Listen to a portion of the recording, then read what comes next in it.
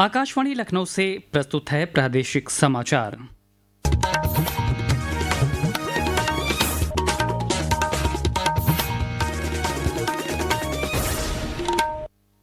मुख्य समाचार। प्रधानमंत्री नरेंद्र मोदी ने किया बीमा सखी योजना का शुभारंभ। कहा, महिला सशक्तिकरण की दिशा में ये योजना एक बड़ा कदम। मुख्यमंत्री योगी आदित्यनाथ ने आज गोरखपुर में आयुष्मान वय वंदना कार्ड वितरण समारोह में की शिरकत। कहा, सशक्त भारत के निर्माण के लिए स्वस्थ भारत का होना जरूरी। जेवर इंटरनेशनल एयरपोर्ट पर आज पहली बार हुई विमान की सफल लैंडिंग। केंद्रीय नागरिक उड्डयन राज्य मंत्री किंजरापू राम मनोहर नायडू ने कहा, इस एयरपोर्ट से क्षेत्र के विकास को मिलेगी गति। और प्रदेश के कई हिस्सों में हुई बारिश से गिरा तापमान। मौसम विभाग ने घने कोहरे और शीतलहर की जताई आशंका। नमस्कार, प्रदेश के समाचारों के साथ मैं शैलेंद्र और अब समाचार विस्तार से। प्रधानमंत्री नरेंद्र मोदी ने महिलाओं में वित्तीय साक्षरता और बीमा जागरूकता को बढ़ावा देने के लिए हरियाणा के पानीपत से बीमा सखी योजना का शुभारंभ किया। भारतीय जीवन बीमा निगम की इस पहल से 18 से 70 वर्ष तक आयु की महिलाओं का सशक्तिकरण होगा। इस योजना के अंतर्गत 10वीं पास महिलाओं की विशेषज्ञता प्रशिक्षण दिया जाएगा। प्रधानमंत्री ने इस कार्यक्रम में भावी बीमा सखियों को नियुक्ति प्रमाण पत्र भी बांटे। इस कार्यक्रम में लखनऊ समेत प्रदेश के 9 जनपदों मेरठ, बरेली, अलीगढ़, आगरा, वाराणसी, कानपुर, प्रयागराज और गोरखपुर की भावी बीमा सखी भी वर्चुअली शामिल हुई। कार्यक्रम को संबोधित करते हुए प्रधानमंत्री ने कहा कि उनकी सरकार ने पिछले 10 वर्षों में महिला सशक्तिकरण के लिए अभूतपूर्व कदम उठाए हैं। साथियों, गांव-गांव में बैंकिंग सुविधाएं पहुंचाने में हमारी बहनों ने ही बड़ी भूमिका निभाई है। आप कल्पना कर सकते हैं, जिनके बैंक खाते तक नहीं थे, वो अब बैंक सखी के रूप में गांव के लोगों को बैंकों से जोड़ रही है। बैंक में कैसे बचत होती है, कैसे लोन मिलता है, ये सब कुछ लोगों को सिखा रही है हमारी माताएं बहनें। ऐसी लाखों बैंक सखियां आज गांव में सेवाएं दे रही है। प्रधानमंत्री के कार्यक्रम में उपस्थित अलीगढ़ की बीमा सखी अमिता गुप्ता ने कहा कि बीमा सखी के तौर पर काम करके उनका आत्मविश्वास बढ़ेगा और आर्थिक मदद भी मिलेगी। प्रधानमंत्री जी ने बीमा सखी योजना प्रारंभ की है। मैंने आज ही इसे ज्वाइन किया, तो इससे मुझे जानकर बहुत खुशी हो रही है कि उन्होंने महिला के बारे में कुछ सोचा है, जिससे महिलाओं का सेल्फ कॉन्फिडेंस बढ़ेगा और जिससे उनके परिवार में भी सैलरी कुछ आ सकेगी, जिससे उनका घर परिवार चल सकेगा। इससे उनके लिए बहुत खुशी की बात है कि पहले कमीशन था खाली, अब इसमें सैलरी भी दी जा रही है। 3 साल के बाद उनका जैसे जैसे काम बढ़ता जाएगा, उनको और भी ज्यादा कमीशन मिलता चला जाएगा। इसके लिए धन्यवाद करती हूँ। वहीं मेरठ की श्रद्धा ने बताया कि वो बीमा सखी के तौर पर बाकी महिलाओं को भी इस पहल से जोड़ना चाहती हैं, जिससे उनका जीवन भी बेहतर बन सके। मोदी जी ये बीमा सखी वाला ये योजना शुरू कर रहे हैं, मैं भी इसमें जुड़ी। अब मैं इससे करके कुछ कमीशन भी पाऊंगी और मुझे महीने में इनकम भी होगी और आसपास की सभी महिलाओं को इससे जोड़कर कुछ अच्छा करना चाहती हूँ, उनकी शक्ति को बढ़ाना चाहती हूँ ताकि हमारे देश का भी विकास हो सके। इसके लिए मैं मोदी जी को धन्यवाद करती हूँ। मुख्यमंत्री योगी आदित्यनाथ ने आज गोरखपुर में 70 वर्ष से अधिक आयु के नागरिकों के आयुष्मान वय वंदना कार्ड वितरण समारोह में हिस्सा लिया। इस दौरान उन्होंने 19 लाभार्थियों को वय वंदना कार्ड भी प्रदान किए। कार्यक्रम को संबोधित करते हुए मुख्यमंत्री योगी आदित्यनाथ ने कहा कि सशक्त भारत के निर्माण के लिए स्वस्थ भारत का होना जरूरी है। उन्होंने कहा कि आयुष्मान योजना का सर्वाधिक लाभ उत्तर प्रदेश के लोगों को मिला है। उत्तर प्रदेश में अब तक देश के अंदर सर्वाधिक 5 करोड़ 25 लाख लाभार्थियों के गोल्डन कार्ड बन गए हैं। उत्तर प्रदेश के अंदर 9 करोड़ से अधिक लोग पात्रता की श्रेणी में आते हैं, जो आयुष्मान कार्ड की सूची में शामिल होकर के प्रतिवर्ष 5 लाख रुपए की स्वास्थ्य बीमा का कवर सरकार से प्राप्त कर सकते हैं और इसके लिए सरकार ने व्यापक प्रबंधन किए हैं। इससे पहले मुख्यमंत्री ने लखनऊ में किसानों के लिए आयोजित एक निजी कार्यक्रम में शिरकत की। इस अवसर पर मुख्यमंत्री ने कहा कि प्रधानमंत्री नरेंद्र मोदी की सरकार ने किसानों के हित के लिए ईमानदारी से प्रयास किए हैं। जेवर के नोएडा इंटरनेशनल एयरपोर्ट पर आज पहली बार विमान की लैंडिंग की गई। इस विमान का स्वागत वाटर कैनन से किया गया। नोएडा एयरपोर्ट के रनवे पर आज दोपहर दिल्ली से उड़ान भरने वाले पहले व्यावसायिक विमान ने सफल लैंडिंग की। इस दौरान केंद्रीय नागरिक उड्डयन राज्य मंत्री किंजरापू राम मनोहर नायडू के साथ ही प्रदेश सरकार के वरिष्ठ अधिकारी मौजूद रहे।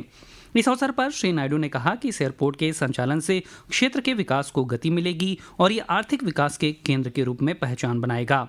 ये प्रदेश का 5वां अंतर्राष्ट्रीय एयरपोर्ट है। ये समाचार आप आकाशवाणी लखनऊ से सुन रहे हैं। ताज़ा समाचार जानने के लिए आप हमारी वेबसाइट newsonair.gov.in पर लॉगिन कर सकते हैं। इसके साथ ही आप प्रादेशिक समाचारों का ये बुलेटिन हमारे YouTube channel news on AIR Lucknow पर भी सुन सकते हैं। केंद्रीय कैबिनेट के राज्य में 5 केंद्रीय विद्यालय खोलने के फैसले पर प्रदेश के मंत्री गिरीश चंद्र यादव ने केंद्र सरकार का आभार जताया है। श्री गिरीश चंद्र यादव ने कहा कि केंद्रीय विद्यालय खुलने से यहां शिक्षा के क्षेत्र में सुधार आएगा। जौनपुर में केंद्रीय विद्यालय की स्थापना की स्वीकृति हुई है। ये केंद्रीय विद्यालय के निर्माण में 33 करोड़ 43 लाख रुपए की लागत से लगभग बनेगा। इसमें 9 से 60 छात्र प्रवेश करेंगे और कुल लगभग 63 अध्यापक प्रिंसिपल से लेकर 63 कर्मचारियों की इसमें भर्ती होगी। ये जौनपुर शिक्षा के क्षेत्र में बहुत अग्रणी जिला रहा है, लेकिन किसी न किसी कारण से ये केंद्रीय विद्यालय से अछूता रहा। ये सौगात मिलने से यहाँ के लोगों को पठन पाठन में सुविधा होगी। इसके लिए मैं देश के यशस्वी प्रधानमंत्री जी का धन्यवाद प्रकट करता हूँ। वहीं छात्रों ने जौनपुर में केंद्रीय विद्यालय खुलने पर खुशी जताई है। जौनपुर के निवासी रवि प्रकाश का कहना है कि अब कम खर्च में बेहतर शिक्षा मिल सकेगी। केंद्र सरकार ने जो खोलने की घोषणा किया है केंद्र हमारे जिले जौनपुर में केंद्रीय विद्यालय, उससे बच्चों के लिए शिक्षा के लिए बेहतर अवसर मिलेगा और लोगों के लिए पढ़ाई के लिए दूर नहीं जाना पड़ेगा और लोगों के लिए ज़्यादा से ज़्यादा फीसें भी कम लगेंगी जो दूर दूर कॉलेजों में स्कूलों में फीस देते थे, जिस वजह से अब हम लोगों को काफ़ी राहत मिलेगी। नगर विकास एवं ऊर्जा मंत्री ए.के. शर्मा और व्यावसायिक शिक्षा राज्य मंत्री कपिल देव अग्रवाल ने आज अहमदाबाद के लोगों को महाकुंभ में आने का निमंत्रण दिया। प्रदेश सरकार की ओर से दोनों मंत्रियों ने रोड शो और संवाद कार्यक्रम के माध्यम से गुजरात के जनप्रतिनिधियों, सामाजिक कार्यकर्ताओं, उद्यमियों और गणमान्य लोगों को महाकुंभ की तैयारियों की विशेषताओं और सुरक्षा के विशेष इंतजामों की जानकारी दी। उधर महाकुंभ 2025 में श्रद्धालुओं और पर्यटकों को आवागमन में असुविधा न हो, परिवहन विभाग ने इसके लिए विशेष तैयारी की है। इसके लिए उत्तर प्रदेश राज्य सड़क परिवहन निगम के वाराणसी परिक्षेत्र की बसें भी कुंभ में अपनी सेवाएं देंगी। वाराणसी परिक्षेत्र के क्षेत्रीय प्रबंधक परशुराम पांडे ने बताया कि महाकुंभ के दौरान वाराणसी और प्रयागराज के बीच 320 से ज्यादा बसों का संचालन किया जाएगा। कुंभ मेला के दृष्टिगत हम लोग जो है 320 बसों का प्लान किए हैं पूरे परिक्षेत्र में, जो कि यात्रियों को उनके गंतव्य तक ले जाएंगी और इसमें जो है हमारी कुछ नई बसें भी जल्द ही सम्मिलित होने वाली हैं। इसके तहत हम लोग नियमित रूप से कार्रवाई कर रहे हैं। लगातार हम लोग जो है चालकों की भर्ती भी कर रहे हैं और हमें 43 चालक मिल चुके हैं, उनकी ट्रेनिंग करके उनको ड्यूटी पर ले लेंगे।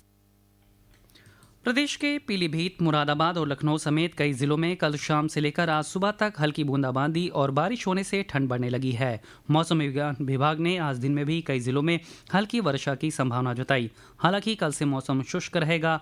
मौसम विज्ञान केंद्र द्वारा जारी दैनिक मौसम पूर्वानुमान के अनुसार कल से 3 दिनों तक देर रात और सुबह के समय घना कोहरा छाया रहेगा। 11 और 12 दिसंबर को पश्चिमी उत्तर प्रदेश में कई स्थानों पर शीतलहर चलने की भी संभावना है। प्रदेश के सभी जनपदों में 14 दिसंबर को राष्ट्रीय लोक अदालत का आयोजन किया जाएगा। इसके जरिए अदालत में दीवानी, फौजदारी और राजस्व न्यायालयों में लंबित मुकदमों के साथ साथ प्री लिटिगेशन वैवाहिक विवादों का समाधान भी कराया जाएगा।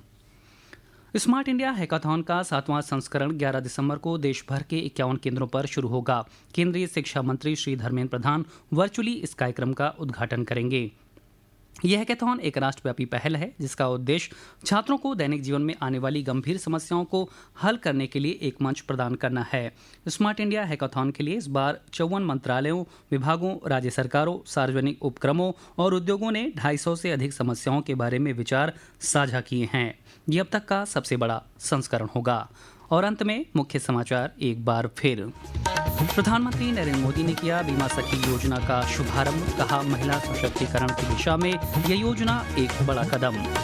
मुख्यमंत्री योगी आदित्यनाथ ने आज गोरखपुर में आयुष्मान वय वंदना कार्ड वितरण समारोह में की शिरकत। कहा, सशक्त भारत के निर्माण के लिए स्वस्थ भारत का होना जरूरी। जेवर इंटरनेशनल एयरपोर्ट पर आज पहली बार हुई विमान की सफल लैंडिंग। केंद्रीय नागरिक उड्डयन राज्य मंत्री किंजरापू राम मनोहर नायडू ने कहा, इस एयरपोर्ट से क्षेत्र के विकास को मिलेगी गति। और प्रदेश के कई हिस्सों में हुई बारिश से गिरा तापमान। मौसम विभाग ने घने कोहरे और शीतलहर की जताई आशंका। प्रादेशिक समाचार के इस बुलेटिन में फिलहाल इतना ही। नमस्कार।